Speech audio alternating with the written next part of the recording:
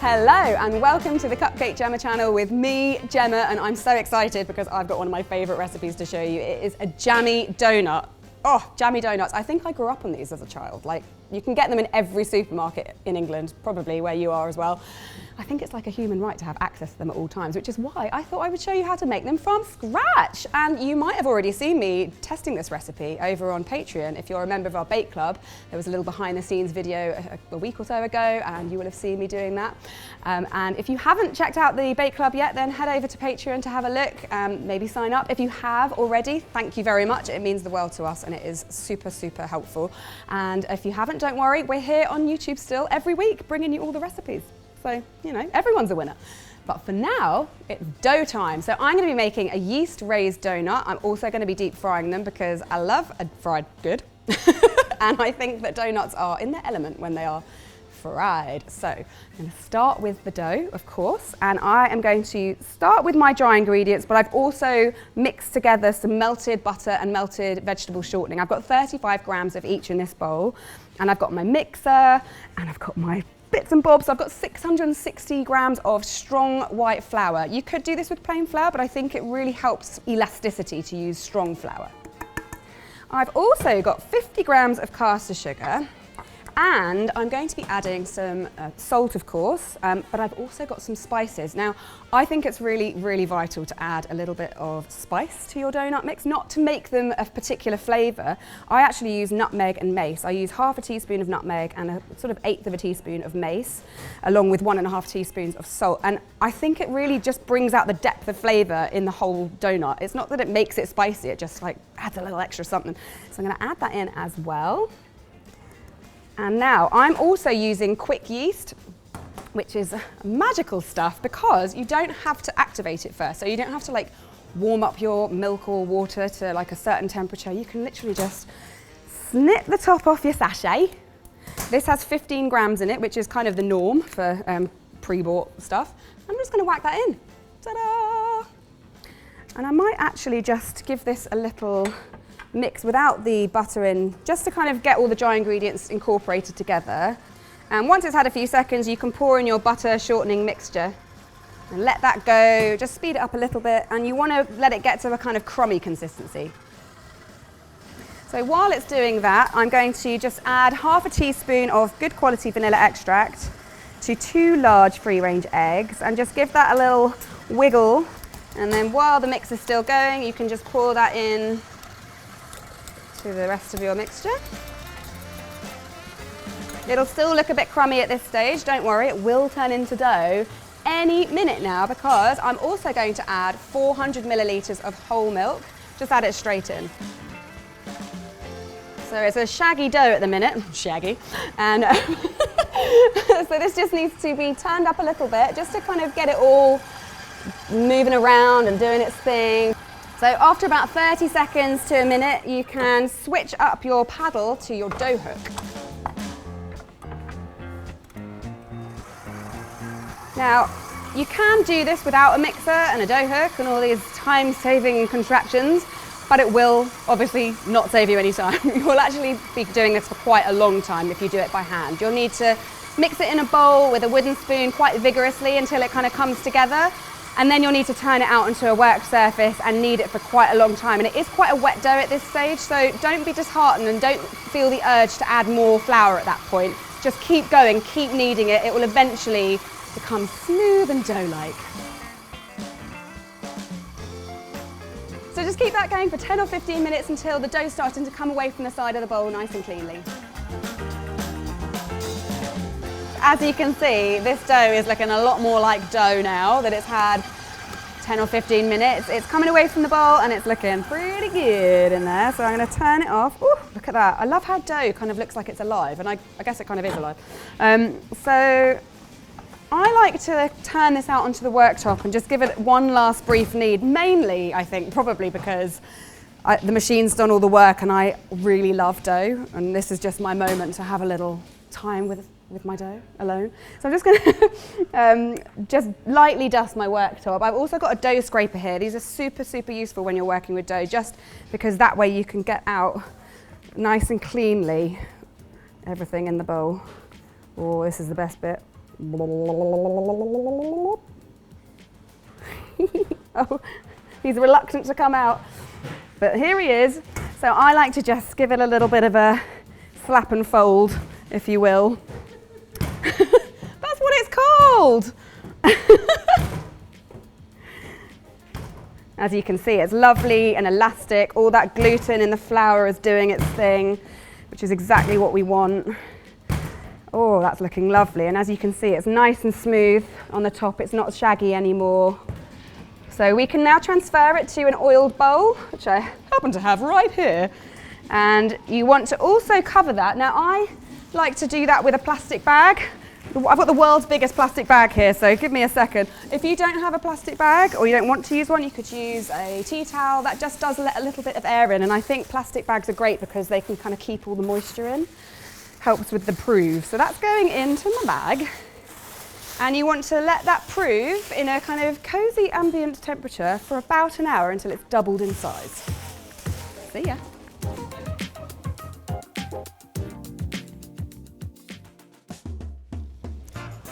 Oh, look at my little guy, he's grown so big. Look at that, doubled in size. Isn't yeast amazing? Like, how amazing is that? Anyway. I'll stop fawning over my dough baby. We do need to knock him back a little bit before we roll him. So I'm going to use my dough scraper again. Oh, but first of all, I'm going to flour my worktop because otherwise it's going to get stuck.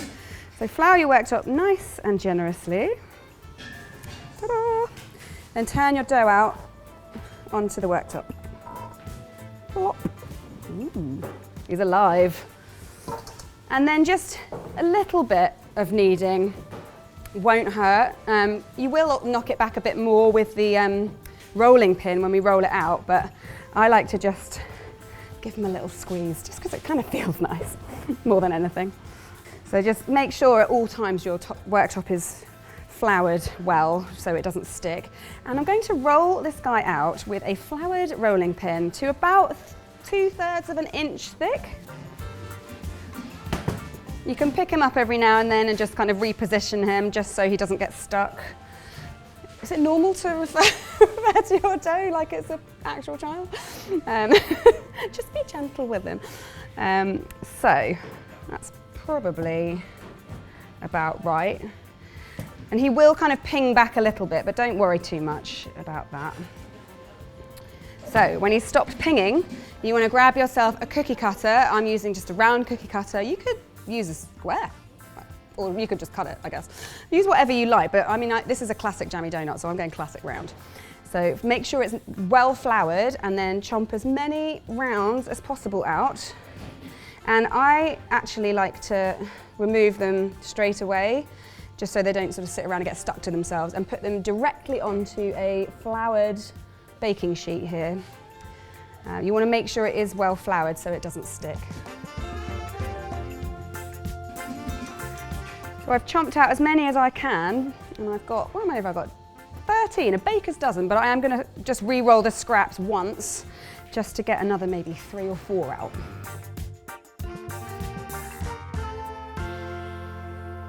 So that's all my little dough babies ready to roll. They need a second proof though, so you want to put your dough babies somewhere warm for about half an hour. Don't bother covering them this time because you don't want them to get stuck to whatever you're covering them with, because that would be disastrous. And they just need to be plumped up.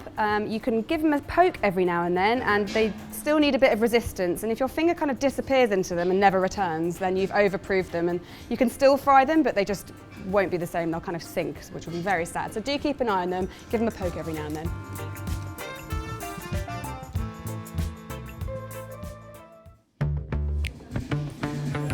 Here, my chubby little babies have had 30 minutes just on their second proof, and as you can see, they're chubby and springing back, and they are ready. I've also, meanwhile, been heating my oil. Now, I'm using an electric deep fat fryer. If you've got one of these, fantastic. If you don't, you can do this with a saucepan. Either way, be very, very careful. Hot oil is not something you want to mess with, guys. It's a little bit like caramel. Just be very careful. Don't rock any boats, and especially if they're filled with hot oil. So I've got my temperature of my oil to about 175, 180 degrees C. You might want to adjust it as you go, just depending on how your donuts are cooking, but just keep it around that temperature. And I'm just going to start because I'm so excited. So I've got my basket here. I'm going to put 2 at a time because I don't want to overload my basket.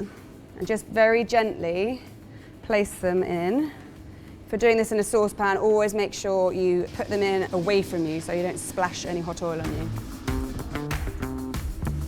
It's exciting times. We're going to flip them over. I'm just going to be really gentle and use some tongs. Oh, look at that lovely colour. Now you can afford to go quite far with the colour on these. Like this isn't too dark, you could even go a little bit further, but you need to make sure they do have colour because obviously you're going to be dredging them in caster sugar and you don't want them to look anemic, and also you don't want raw donuts. Right, I think these ones are ready. So I've got some kitchen paper just here. Just going to pop them on there just to get a little bit of the oil off. Now you want to keep going, cooking them all for 2 minutes on each side until you've finished making your donuts.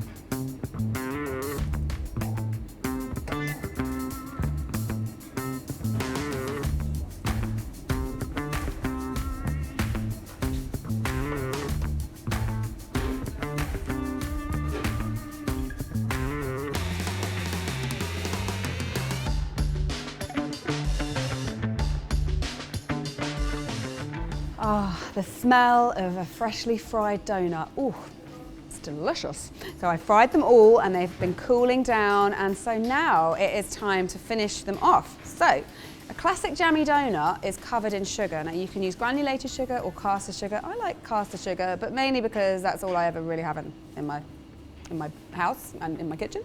So I have a bowl here with my caster sugar, and I've also got my raspberry jam.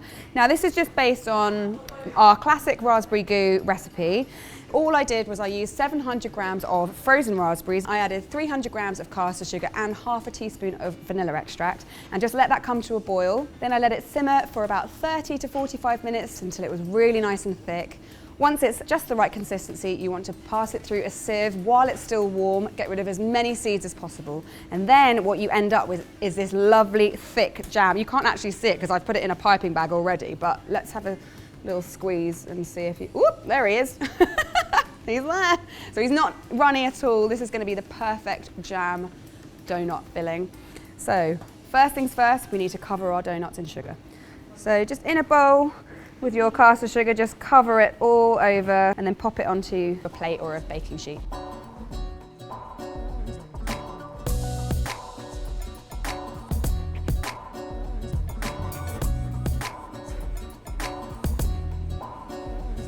Right, they're looking much more donutty now. They really come into their own when they're covered in sugar, as I think you'll agree. So the next thing to do is to fill them, but I'm going to just give them all a little poke into the middle of them with a chopstick, just to make access a lot easier. So just using my chopstick, just get right in the middle there, give it a little wiggle.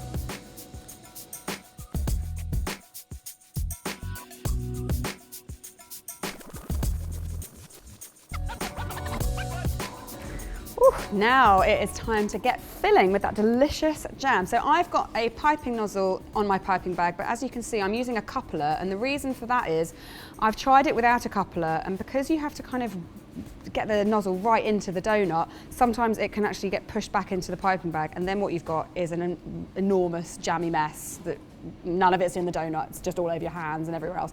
So I would highly recommend using a coupler, and yeah, just grab your donut, whack your piping nozzle right in, give it a squeeze. It should plump up a little bit, and then Bob's your uncle. Oh, look at that, looks like a professional donut. Turns out I'm professional.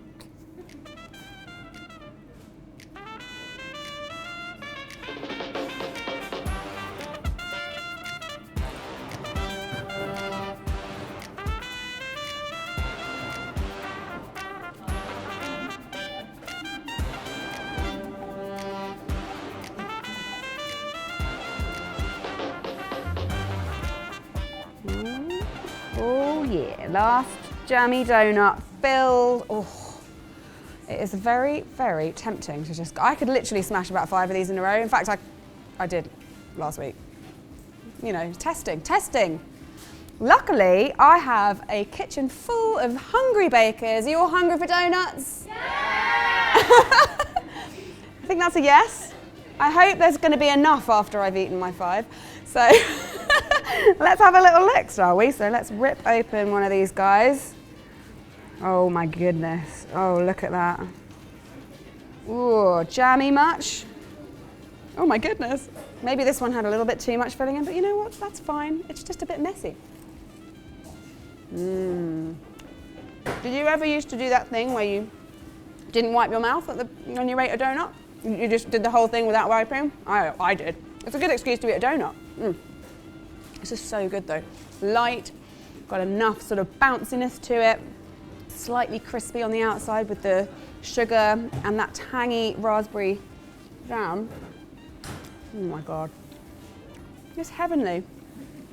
Now I love donuts, and obviously you can fill a donut with just about anything.